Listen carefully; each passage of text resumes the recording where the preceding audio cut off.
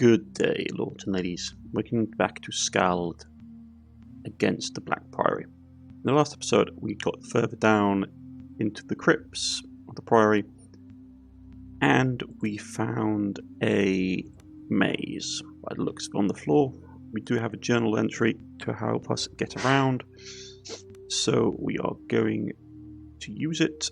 But first things first, we do need to basically consume some tonics.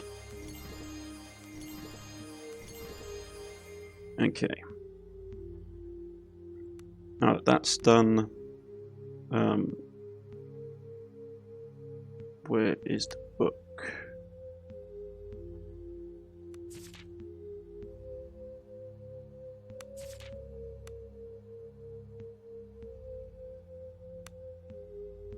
Cabell's journal, here we go. Night maze. Okay. Navigate, this is how, you know how. South until you basically hit the first wall. Sorry. Apparently the easiest way to navigate if you know how. South until you hit the first wall, then west until wall, then north. So it's south, then west, and north to start off with. Okay.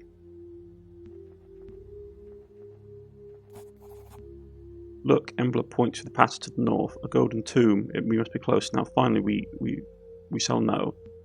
What do we do if you're right? What do we do if you are right? I don't know, but the answers will reveal themselves to us when we stand before the glorious corpse. I just pray we are not too late. The Anya's sakes ahead. The corpse of the Emperor? In a place like this, I refuse to believe it. We'll see.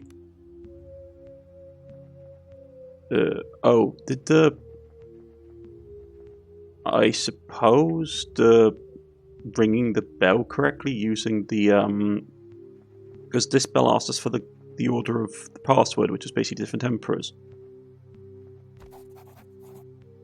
The golden tomb stands before you in all its glory. Have you arrived at last at the object of your quest?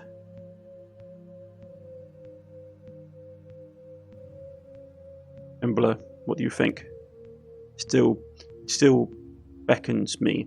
Though standing here now, something feels off. Nonetheless, as I see it, there's only one way forward. We must open the tomb. Draenor, how about you? My faith in the Golden Dead is unfailing, and it screams at me that something here is not as it seems. But we come this far, and now we should stand before the tomb. And now that we stand before the tomb, I say we get to the bottom of this charade. Open the tomb. You brace yourself and push with all your strength, but find that the lid slides back easily and locks into position with a slight click. It's as if the lid has been designed to open and close. Nonetheless, the sarcophagus content now lies before you. You draw a collective gasp at the content is revealed. Nothing. The sarcophagus is utterly empty. Roland's laughter booms through the tomb, and you can hear Draenor offering a whispering prayer to herself. Embla somehow looks less than surprised. What is this? A false tomb. A decoy, perhaps? Like a chest with a false bottom? I suspect the true meaning of this tomb lies deeper than we first suspected, Embla muses. There is something missing, something hidden, some hidden secret.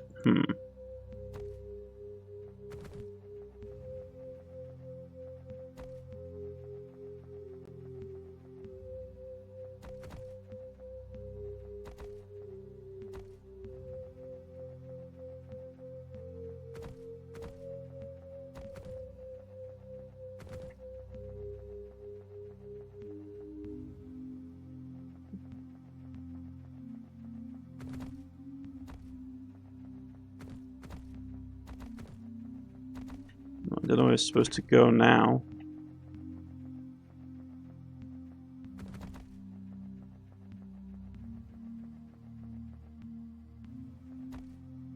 Can't interact with that. Do we just have someone that hasn't got good passive?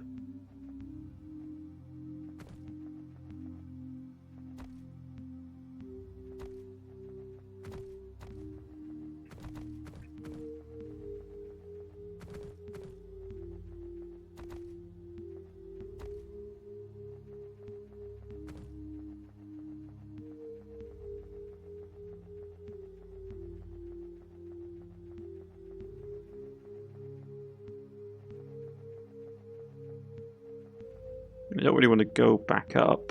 I mean, we searched all these places.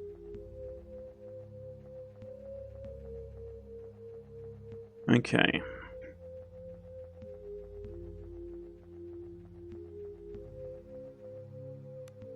Maybe we don't have someone that has higher...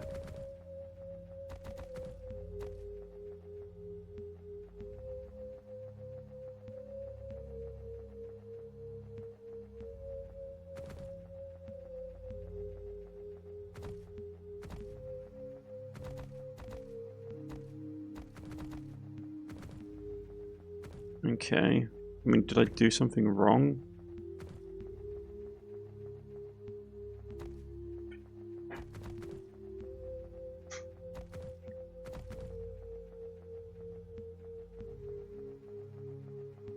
Something's not triggering by the looks of it.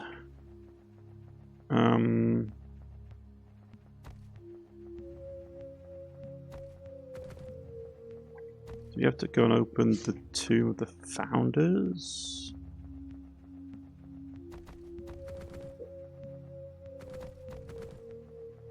That can't be it, can it?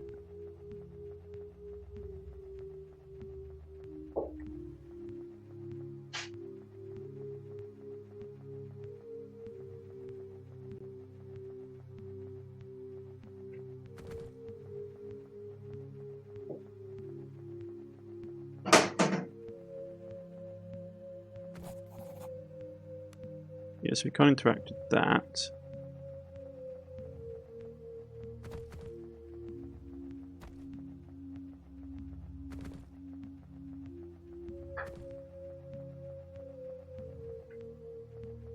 Okay.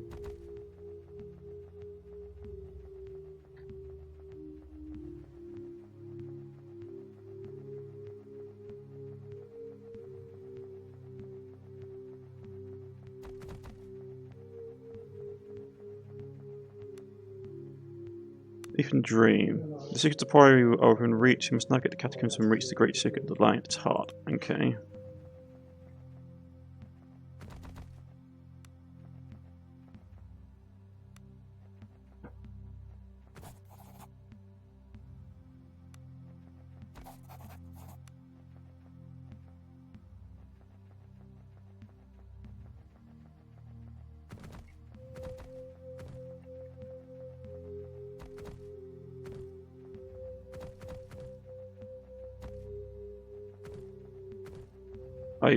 Oh, there's something here.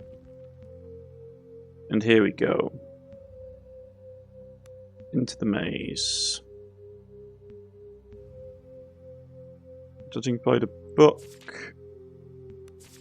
South. Then north. South until you hit the first wall. Then west. So south, then west and north to start with. Down ahead is ancient, narrow and dark. Walking down it, you can help but feel as if you're descending into some deep abyss, far more ancient than the Priory and reluctant to give up its mysteries. Nonetheless, you cannot help but feel as if you are once more being pulled forward. Something awaits you at the other end of the tunnel, and it's beckoning for you to proceed. You feel it too now, don't you? Embler attempts to peer into darkness ahead. This is the way. The tomb chamber was never what the Priory was built to protect. There must be another older mystery below. I suspect many of the monks themselves didn't know this. Perhaps initiates offered praise to a false tomb for centuries, while the Grandmasters kept a lie. Let's move onwards then. Not to interrupt your philosophic ramblings, but there's something you might want to see, Kane. Kate has walked up to the edge of the light and has carefully extended her arm into darkness. Look at this. Darkness will not yield to the light. It's as if it's thick as tar, some kind of ward perhaps. I suspect we need to navigate the tunnels blinded. Continue. Our path takes us into peerless darkness then. Ivan rubs his chin thoughtfully. We survived countless horrors thus far, but I dare say we must keep our wits about us now we proceed with the utmost caution. I can think of a few fates worse than being lost and waylaid in this maze of darkness. Venture forth. Okay, 1 second, folks, because I got a feeling it's going to be one of these puzzles where we need to have read the instructions for. So 1 second. Okay, so I think I understand it. So it should be south until we hit a wall, then west till we hit a wall, then north,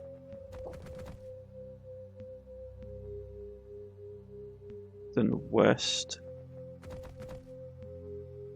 then north,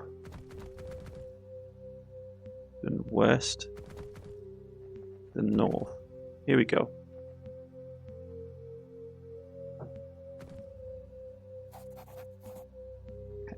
The air down here is thick with metallic smells of ozone, and a throbbing ache grows in your teeth. Each step down the narrow, winding tunnel takes you deeper and closer to what? But you have come this far, and you cannot help but feel a surge of determination at being so close to your end search. You're so close now, the call is almost too much to bear. Embla touches her forehead and for a moment seems to sway. Are you unwell? Yes, but the one way to cure it. We must proceed. Embla straightens. Staring our eyes now. This place is not for us. The deeper we go, the further I feel we are from the golden light. We must go on. Surely we must go on. Iben insists with an uncharacteristic intensity. Press on. Okay. I didn't need to have recharged. Soon your journey will be at an end, and though victory is nigh, you cannot help but wonder what it will be to cost. Okay, yeah, that's not ominous at all. I should have...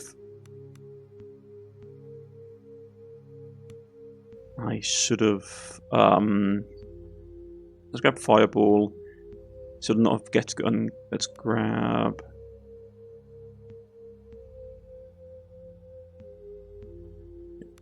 Grab that. I shouldn't have updated her mana supply. Okay, you have mastered all that you have set your mind to, yet the sweetness of your victory is tainted by the knowledge that once you have reached the top, there is nowhere else to go but down. Okay.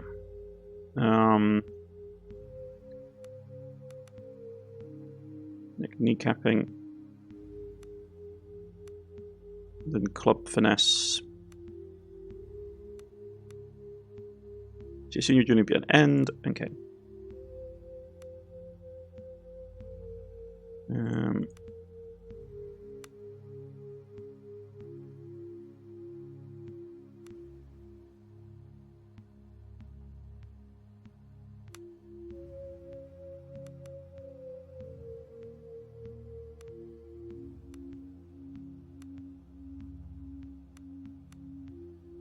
Yeah.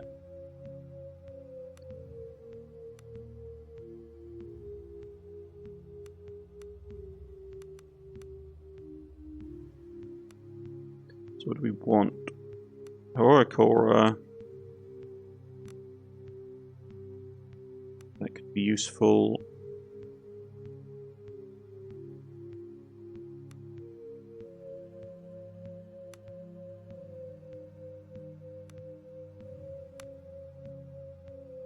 Or a Bless. Okay, or a Bless is probably a good one to have. You know, I don't really care about you, to be honest, mate. I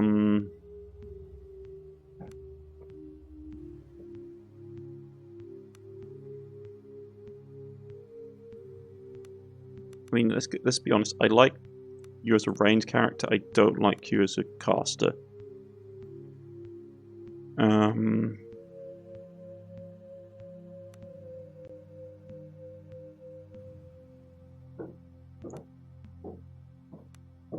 Lay on hands. Cure under poison. Okay. We did have an achievement popped, which was nice.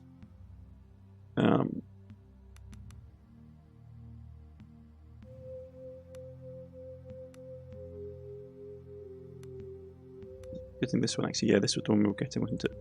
Critical strike.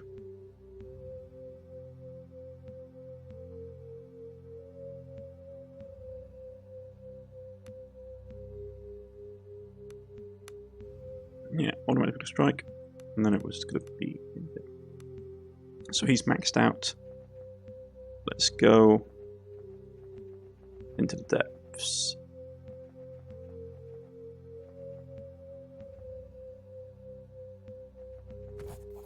like tons of stone pressed down from above, so does this chamber convey the weight of untold eons. Rows of embalmed corpses, embalmed corpses line the walls, sitting in perfect stillness with empty eye sockets that stare into eternity. How long have they been here? These men and women come here to worship long before the first stone of the Empire is laid. Their corpses were already ancient when Galeon landed on Edren's shores. They are dreaming. You turn and realize it's Kate who speaks. She looks surprised. I don't know why I said that. I thought it just came to me, but they are dreaming, sharing this sleepless dream, waiting for him to return to them. Where are these thoughts coming from? Can we please leave? Yes, let's move on.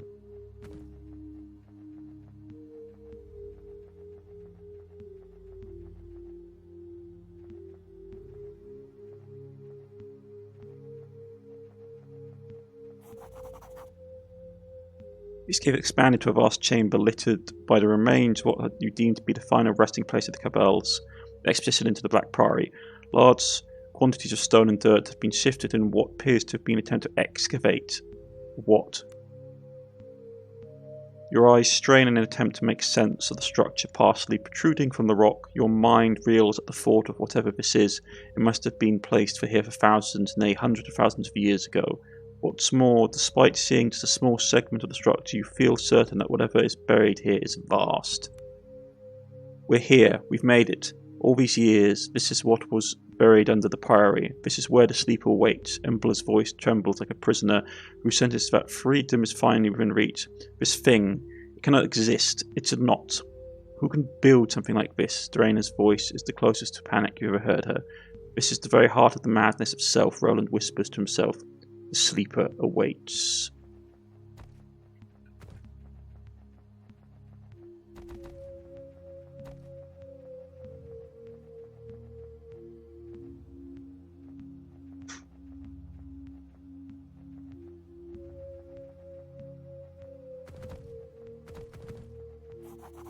The strange construct rises menacingly above you. As you approach, the fungal growths that cling to its writhe in greedy anticipation, clawing impatiently at the portal set into the structure's side. You cannot easily discern the material used in its construction, nor its hands that made it beyond the fact that there is an aspect about it that makes you think that the artifacts that the Magi should sometimes employ. Now its outer skin is pockmarked and weathered by the sifting of stone over endless millennia. For the briefest moment you see into your mind's eye, free of the stone, moving over a landscape of jagged mountains and jungle-clad hills. Great ferns sway in humid breeze, and in the distance you see great singing towers. A sudden tremor shakes you out of it, but it's one more violent than the previous ones. As you reel from the quake, Embla walks past you, moving towards the portal with her hand outstretched like a sleepwalker. The air hums with energy that appears to be emanating from the portal itself. Fungal tendrils begin to thrash wildly in anticipation. The tremor return more powerful now, and around you the stone fall from the cave's roof. Embla, wait!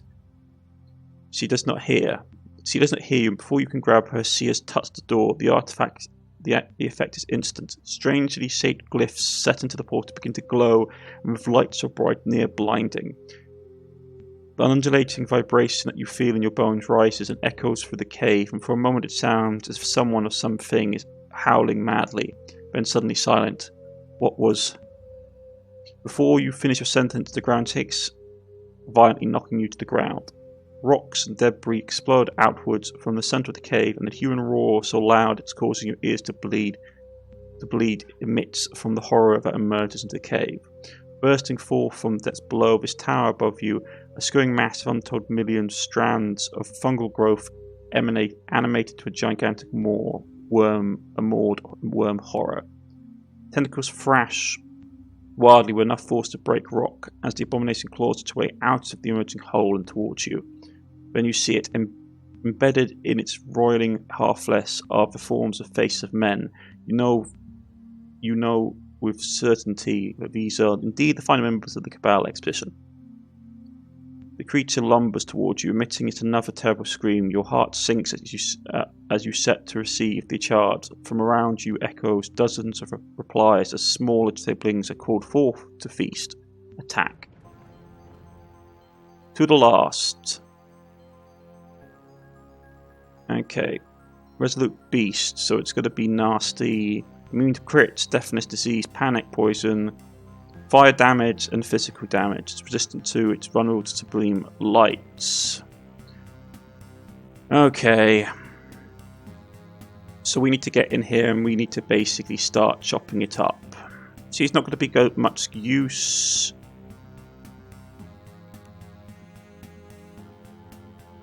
Okay, and we need to kill this thing as fast as possible. Can't be crit hits.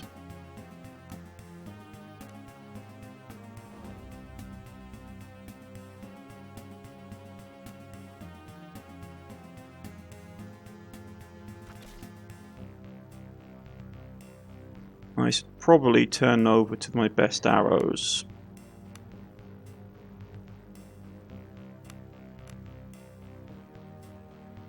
Yeah. And it's summoning all kinds of fantastic friends.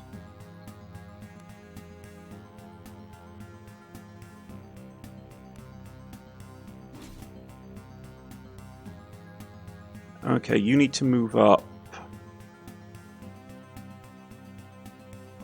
You're then going to cast...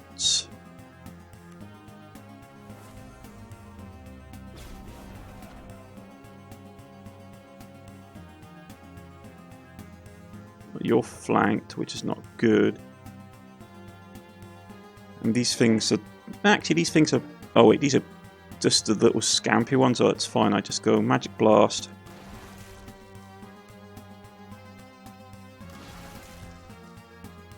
Like, how tough are these things?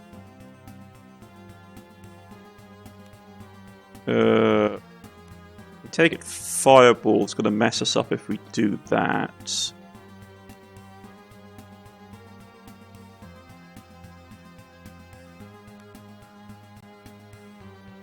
No.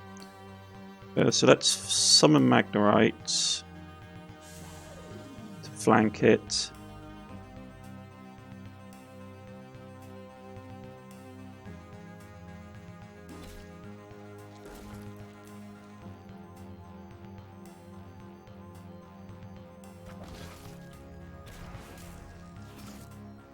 So these things are going to keep being summoned.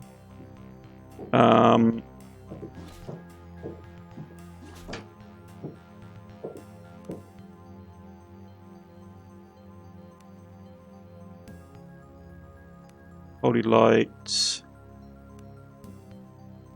Okay.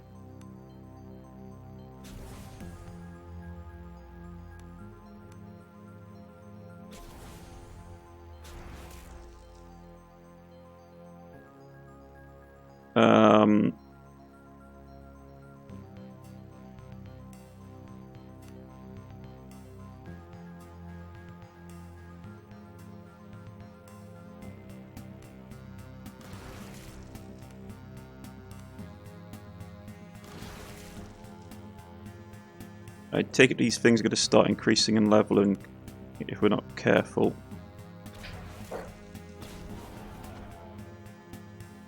Okay, you're going to run up.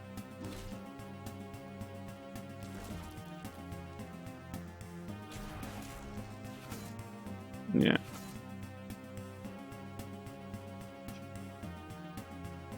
Let's go. Crit Trick doesn't matter because it doesn't feel anything. Hammer of Light.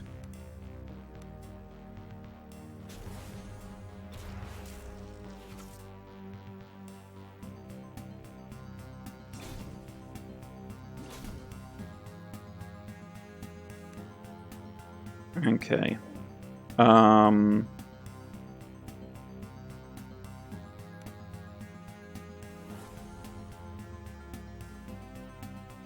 Didn't mean to do that. It was supposed to be Blinding Bolt.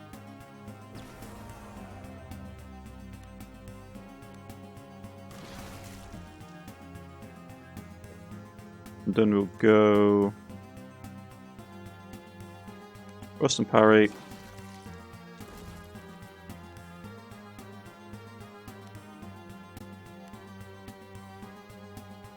Rapid fire.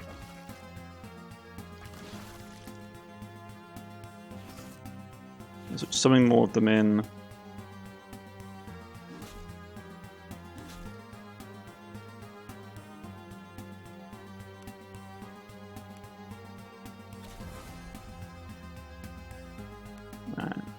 The fact that we can't get crit hits off against this thing is really telling.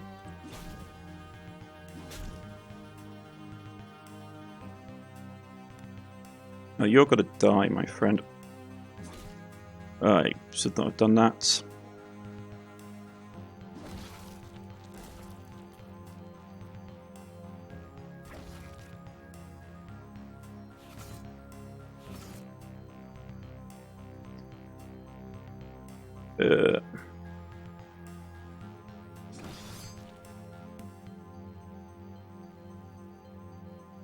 We need to keep up the holy light.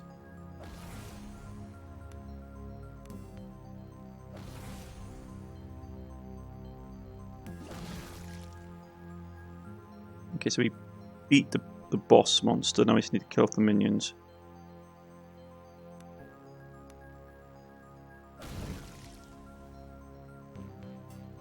Okay, they're still up. Not great. Oh, a fireball it is.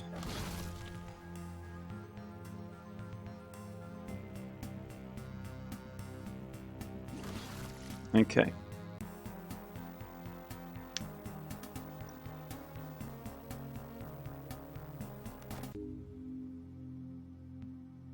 Leveled up. Fantastic, level 20.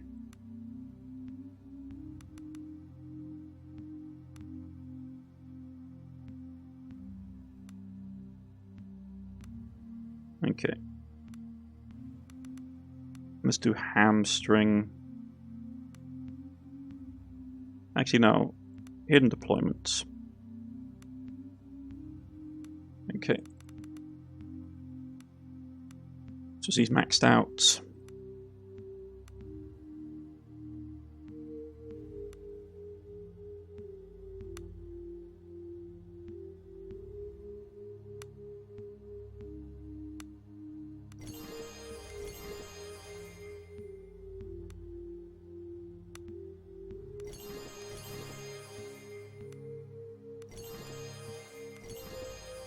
Okay, we're relatively good to go.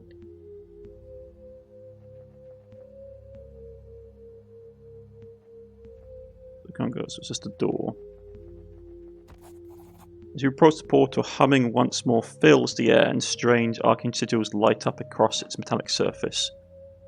As if reinvigorated by the resurgent energies filling the cave, the mangled piles of fungi, worm things litter around you, begin to knit together and reassemble. Roland sits slumped against the wall next to you, breathing heavy. You best get that door open up before these things come at us again. I don't think I can hold them for long. Clasping hands, you pull the massive brute to his feet. He winces in pain as cough sprays blood down his chest. Don't worry about me, Roland offers a sad smile. For the first time you notice the stain bleeding through his tunic and armour. Surely this is no issue given the right magics. Examine the wound. You apprehensively lift his tunic to reveal his abdomen. A large gash rimmed by necrotic skin, and worse yet, pulsing out of the wound from within are thick, screwing tentacles. I think it's as far as I go. Besides, where you're heading, I suspect you won't need me. What are you saying? Tremors once more shake the cave, and before your eyes, the gigantic herald thing reignites itself together before rising up to even greater height than before. It sways momentarily and then lets out an eerie piercing scream around it. Untold multitudes of fresh minor horrors rise forth. Roland painfully gets to his feet. No, I'm not leaving you say. Young fool, go now. I can only buy you seconds. Roland clasps the back of your neck and pulls you until your forehead touches, then no more words are necessary. He lifts his weapon and turns, broad-legged and defiant, to face the onslaught of savage jaws. Roland! A soft touch of Embler's hand on your elbow snaps you out of it. Kane, we have to go. Don't let his sacrifice be for naught. Portal shifts,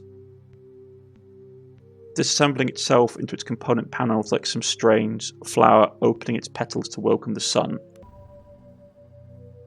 Continue. You dream of floating, of stars, of a blue orb raved in a simmering veil. But there is more, a rift. Something sleeps through it, like venom entering a wound, coiling, rolling, primordial. Suddenly a scream of pain and terror cuts into your mind like an acid knife. Shocked awake, the scream echoes in your mind. It was real, or part of the dream. Stirring slowly, you find yourself lying on some kind of table. You are naked and cold, and as far as you can tell, alone. You stand up and find your head spinning. Even in the faint light, the vague outlines hint at the proportions, dimensions not meant for men. What a mortal hand could have framed such things? Perhaps the concealing darkness is a blessing in your racked state.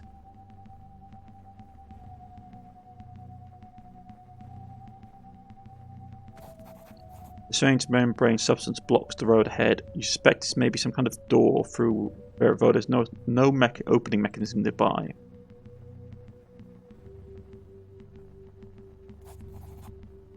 The scene ahead of you is one of utter horror. Frozen in time, the form of a man utterly unmade, with a master chirurgeon's precision. What purpose? Cruelty, perhaps?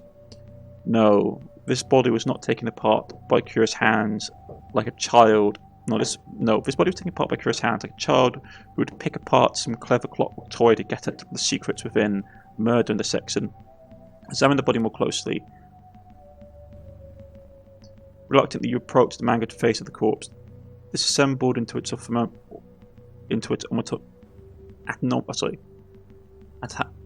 anatomical components, pieces. It's nonetheless familiar to you.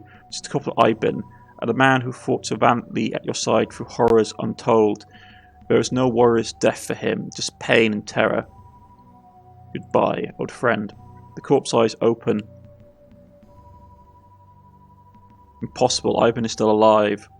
The chirurgeon was taken at great care to maintain the integrity of the circulation system. For the first time you notice the splayed body parts still connected to a pulsating blood vessel.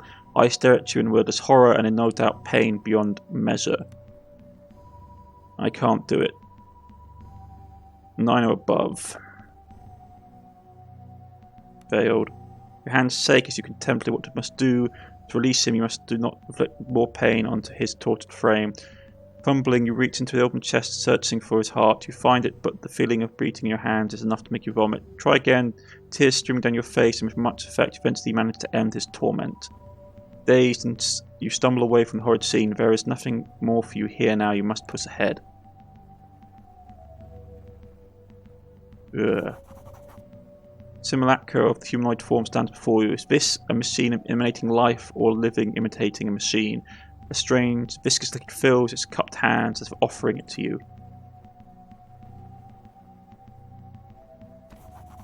Locked door. The strange membrane, yeah. That door's locked. Movement clutches your eye ahead. Something small and pale clutches like a frightened animal. Your heart sinks as you see who it is. Kate. She throws herself at you, clings to you like a shivering child. They took him. They did. They made him. Who are they? What happened here? The little men. They live in the walls. I saw them take us, stripped us down like beasts going into a butcher's cleaver. They don't sleep like he does. They stay awake so he can sleep. Who do you mean? The king, the navigator. He slept for so long, but they say it's time for him to wake now. They say they're glad we came, we did good, but I don't believe them. We should never have come. God walks these halls. We need to get out of here. Kate expressing vacillates between smiling and terror. The little men say we can't leave. The king must awaken before the crawling doom finds its way inside. She tilts her head slightly to the one side as if hearing something. And they say it's time for me to go now. I'm next. She takes a step backward. Kate? She holds your gaze.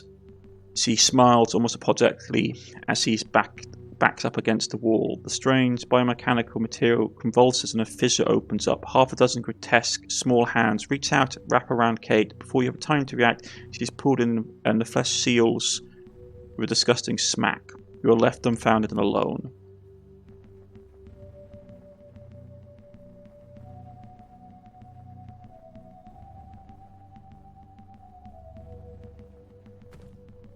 Picked up vessel. Strange vessel that could hold liquid. I take it they want us to go up and collect this stuff from the rooms. So in that curve, a human form stands before you.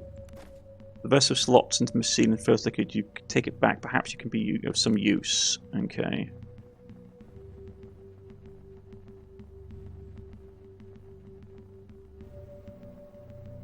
Oh, my poor friends. That's the door from which we came, I take it. Yeah.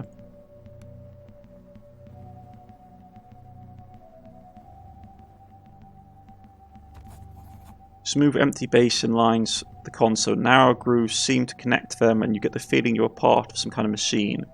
Whatever this is, it appears dormant at the moment and has likely been so for a long time. Fill the basins. Carefully you empty the fluid from the vessels into the basins. Seeming to move at its own volition, the fluid spreads from the basin to basin through the inserted grooves. Slowly the entire room hums to life. It appears you've conjured something back into life.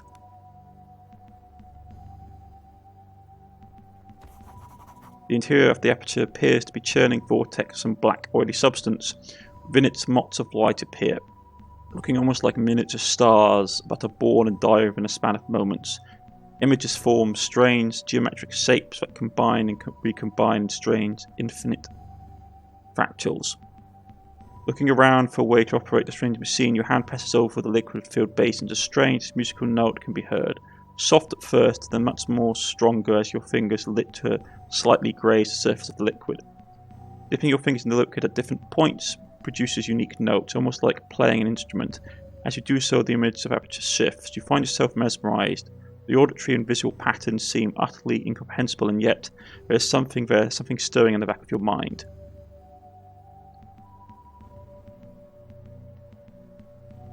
The longer you play with it, the more the strange sounds and images resonate with you. You begin seeing them for what they are, terms in some great cosmic equation, a language of pure logic. No longer the notes some sound, with each note a number resonating. As it senses you dawning understanding, the great machine starts to offer you a prompt. 0, 1, 1, 2. Okay, so basically you add the two numbers together to make the next one by the looks of it. So it's basically that one makes 2, those two makes 3, those things makes 5. So it's 5 and 3, 8. 5 and 8. 1 second, folks.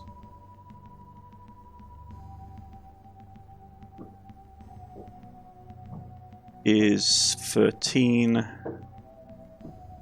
Soronius polymorphic wave equations issue forth from the aperture. Like a veil being lifted, you find that you are now understanding the machine's language on instinctual level. The machine serves at your command. What is going on here? The image is one of deep, timeless slumber, millennia passing in silence, then a sound, something banging on the outer skin. Children, they have descended from the trees and multiplied. In their greed for knowledge and power, they have come to disturb us. But something else has crept in. They have torn the veil. It is there now. Its claws at our skin. We are holding it for now, but growing weak. Navigator must awaken. Issue another query. Unlock the doors. The machine abides. The inner doors have been unlocked. Okay. So from the sounds of it... Okay. So we're back in our main room where we started. So from the sounds of it, things are going badly wrong. But we shall leave it on a cliffhanger. No, I'm not going to be that nasty to you folks. I think I'm going to try and get this done in one episode if I can. If not, well, we'll see how it goes. Okay. We still have a couple of party members to find. One's dead. One's disappeared into the walls.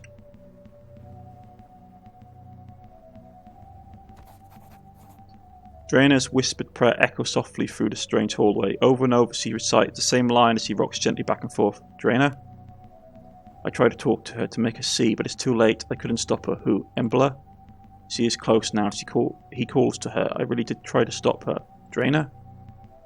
But I see now we have always come here, and we always will. Go, she needs your help before the end. She lapses back into writing her prayers. There's nothing more to be done with her. Oh boy. So that's our third companion down. Roland's dead, so it's just me and Embla now.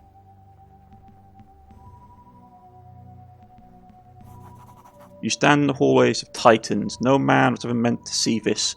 Why did you come here? Was it her? It was her, wasn't it? Or was it? Did you ever really have a choice? There was some unseen hand driving you towards this doom, breathing fast and hard, breathing fast and head reeling, your eyes fixed on something utterly out of place in the mundanity, in its mundanity of discarded suit, Embla. Look for her. You sense her before you see her, a luminous phantom in darkness, naked and emaciated. There is nevertheless something in her bearing. Acceptance, an aura of maternal comfort. She strokes your cheek. Do not be afraid, daydreamer. We're with him now. What is happening, you say? Come, look upon him. She takes you by the hand and leads you to the base of the massive throne. Stars flash before your eyes as you force yourself to look at the statue seated on it. Or is it something more? A sleeping king, a god? Your heart begins racing. You cannot bear standing in its presence. Embla begins laughing as tears stream down her face. A trauma violently shakes the structure, and you feel more than hear the otherworldly scream coming from somewhere outside. Embla's eyes are wide. Time is running out. I must do what I was summoned here for, and you must help me. Help you do what, you say? The king must awaken before the dragon reaches him. He slept for so long, and there is so little of his essence left. He needs fresh life. The glass sarcophagus opens as Embla approaches. To your amazement, you see that inside is moulded perfectly to fit a human form. The dire implications of the device are unmistakable. No, it can't end like this. I'm supposed to take you to your father. Don't you understand? She smiles sadly. I am already with my father. She softly strokes her cheek. I've always come here, and you've always brought me. Time and time again, you stood here in this place, and every time you do the right thing. That is the entirety of my universe now. Him in front and you behind. But you'll die. All things die.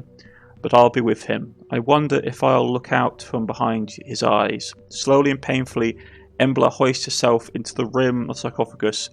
With much effort, she swings her legs up and lies down into the device. Her body seems to have aged years just since you entered the chamber.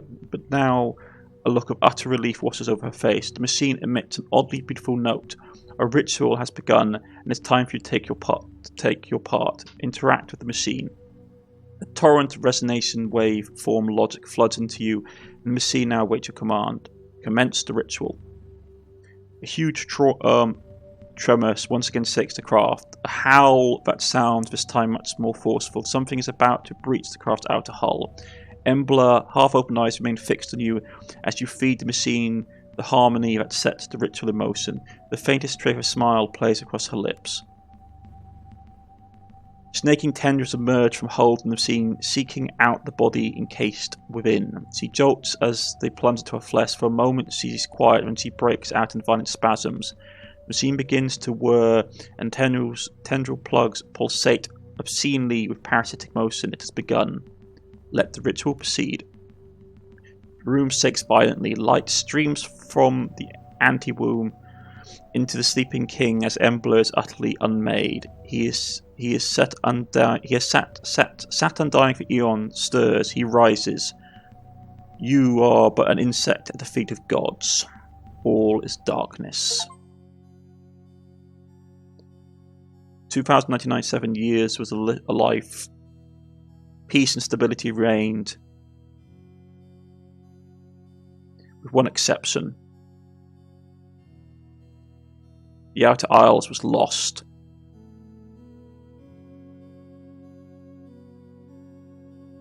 The events are extensively documented.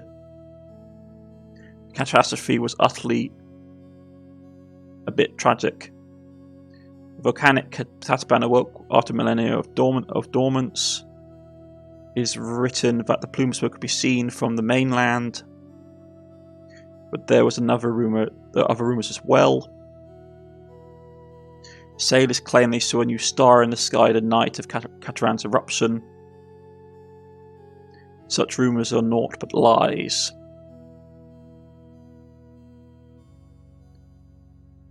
Let it be known that as much total and hardship Cain joined the illustrious ranks of the most holy order of the preserved blade, be one of us has spat in the face of death and despair. It is to be one who has forged ahead with lesser souls stand trembling now onwards to glory. You've completed the game as a level 20 arms master in 51 days. Report this feat.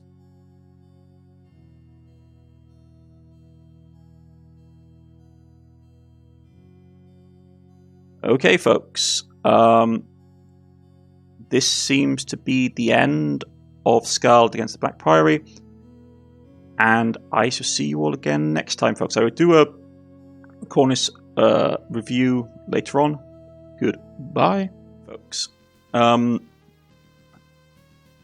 adding this on to the end as sort of a quick review of the game. Overall, I enjoyed Skald against the Black Priory a lot. I thought it was a really good game, especially considering that it's literally a lone person doing this as a single member of this basically single development team member who's been doing all this work. So a single developer has been doing all this work, so it's really impressive. I like the art style. I love the medieval sort of story combined with Cthulhu-like elements. I will say that I felt that the ending was a little anticlimactic, if I was going to be honest. But this is the way like Lovecraftian horror goes to a certain extent. I was hoping for much more like player agency at the end. Maybe we could try to resist against it, but it is like in Lovecraft and in Cthulhu lore, this kind of thing you have real issue resisting unless you go insane. But overall, I thought this was a fantastic game. I love the characters. I love the lore. I think it was well worth my time and money. And I fully look forward to seeing what's next from the developer. Overall, I would strongly recommend this game, especially for anyone who loves sort of dark fantasy or Cthulhu. And as I said, I have some minor gripes with it, but even so, this game is it is a real classic. It's going to become a classic. This is going to be like, in my personal view, I think this is going to become an iconic sort of indie title for the genre. And something that if you love Cthulhu, if you love RPGs, if you love dark fantasy, if you love stuff like Dark Souls or any kind of settings like that, you have to play this game. Full hats off to the developer, and this has been me, Cornish-knight, and this has been Skald against the Black Priory. And I shall see you again next time, folks. Goodbye.